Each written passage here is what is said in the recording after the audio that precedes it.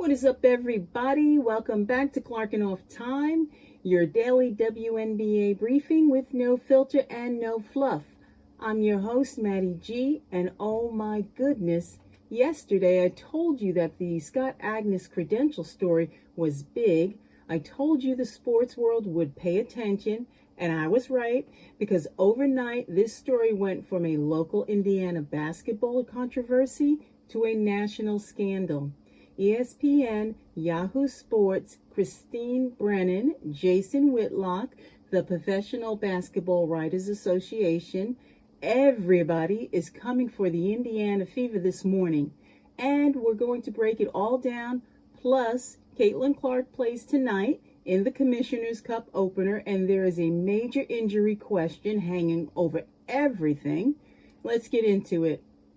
Yesterday, I brought you the story of Scott Agness and how the Indiana Fever revoked his press credential after he reported on Caitlin Clark's injury situation. I told you this was bigger than people were treating it, and overnight, the world caught up.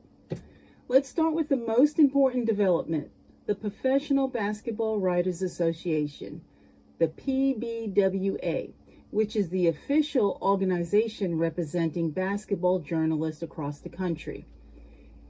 Now, they issued a formal statement condemning the Indiana Fever, and I want to read you exactly what they said because these words matter. The PBWA said, and I quote, "The PBWA objects in the strongest possible terms to any reporter losing access for the act of reporting. Any effort to prevent reporters from doing the work of informing the public reflects poorly on any team and league which attempts to do so, and runs contrary to the best interest of all involved, most of all the public. The strongest possible terms, that is not a mild statement. That is a formal condemnation from the professional body that represents basketball writers, and the Indiana Fever earned every single word of it. But wait, there's more, because we are also learning new details about this situation that make it even more troubling. When asked about the credential revocation, a Fever spokeswoman told reporters that the decision was about, quote, multiple incidents and was not about any single report. Multiple incidents. So this wasn't just about one tweet. The Fever have apparently had an ongoing problem with Scott Agness that they never bothered to address publicly until now. And here's where it gets even deeper. Agness revealed that his relationship with Pacers Sports and Entertainment, the parent company that owns both the Indiana Pacers and the Indiana Fever, has been strained since 2024.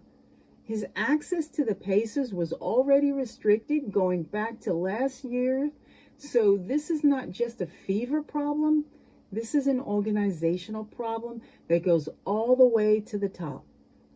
Brennan, one of the most respected sports journalists in the country, said on television that banning a reporter is never the right thing to do. Jason Whitlock said it was, I'll paraphrase here, absolutely outrageous. John Root on social media wrote that the Fever seemed to be a mess right now. And you know what? He's not wrong. Now, here is the irony that I cannot let slide.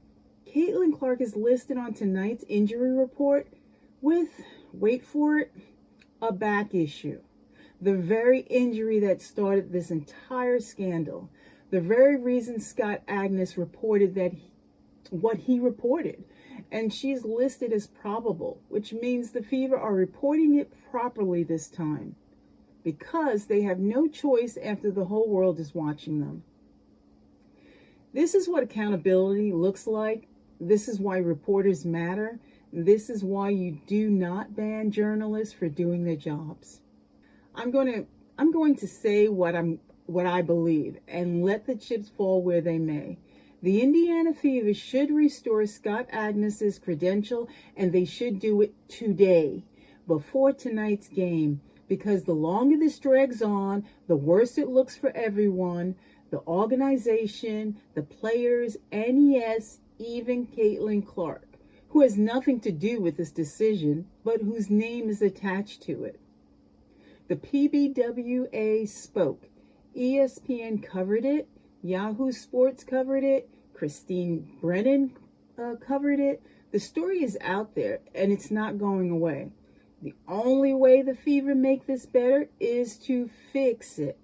Anything short of that is doubling down on a bad decision, and Fever Nation deserves better than that. Okay, let's shift to basketball because tonight is a big night for the Indiana Fever. The Commissioner's Cup is officially begins tonight, and your Indiana Fever, who are the defending Commissioner's Cup champions, host the Atlanta Dream at Gainbridge Fieldhouse. Game time is 7 p.m. Eastern, 6 p.m. Central, streaming on Prime Video. Now let me say that again. The Fever are the defending champions of this tournament. They won the Commissioner's Cup last season, and tonight they begin their defense against the hottest team in the Eastern Conference. Because let me tell you about the Atlanta Dream right now. The Dream are 6-2.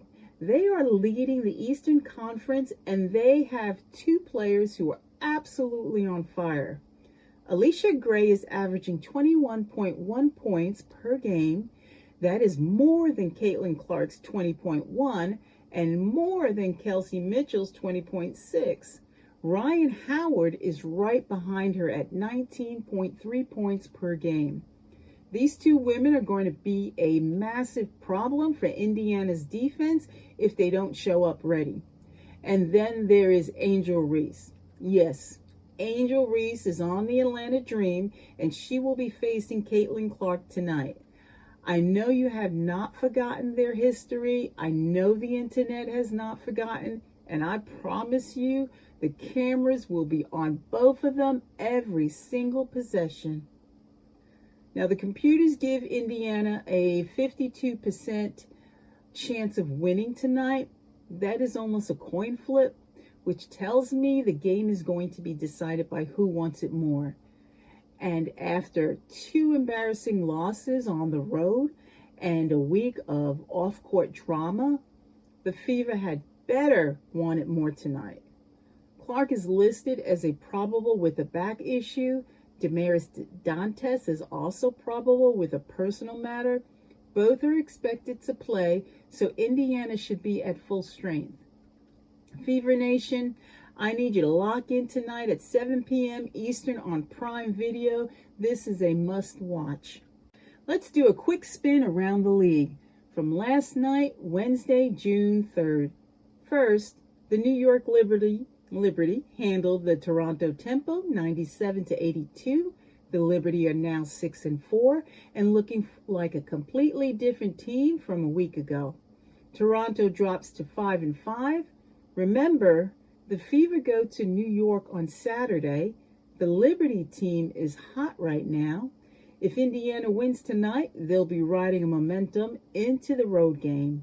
If they lose tonight, they go into New York desperate, and that is a very dangerous place to be. And then Phoenix Mercury beats the Seattle Storm 72-68. Now that is a surprise. The Mercury are 3-8, and they just went into Seattle and got a win. Seattle drops to 3-8. Both of these teams are in serious trouble. Here is my take on tonight and the Commissioner's Cup. This tournament is actually a gift for the Indiana Fever right now because it gives them a chance to reset the narrative. Every team starts fresh. The standings reset. The Commissioner's Cup is its own competition. The Fever have a chance tonight to walk into the building in front of their home crowd, remind everyone why they won this tournament last year, and shut up every single person who has been writing them off this week. Or they can come out flat, lose to Atlanta, and let the storyline spiral even further out of control. The choice is theirs. Personally, I believe in this team. I believe Caitlin Clark has something to prove tonight. And I believe Gainbridge Fieldhouse is going to be electric. Let's see if the Fever show up. Here's what the Fever schedule looks like this week. Tonight, Thursday, June 4th, Indiana Fever versus Atlanta Dream, 7 p.m. Eastern on Prime Video. Home game, Commissioner's Cup. Saturday, June 6th, Indiana Fever at New York Liberty, 8 p.m. Eastern on CBS or Paramount Plus. Road game, Commissioner's Cup. Monday, June 8th, Indiana Fever versus Washington Mystics, 7 p.m. on NBCSN, Peacock, home game, Commissioner's Cup. 3 games in 6 days, all of them Commissioner Cup games, all of them count toward the regular season record. Fever Nation, this week will define what kind of team Indiana is in 2026. Maddie G is coming to you this morning with a message for the Indiana Fever organization. Do the right thing. Restore Scott Agness's credential. Address the media. Be transparent with your fans because Fever Nation deserves honesty. And to the Fever players, especially Caitlin Clark, none of this off-court drama is your fault. You just go play basketball tonight, show everyone why we fell in love with this team, make Fever Nation proud.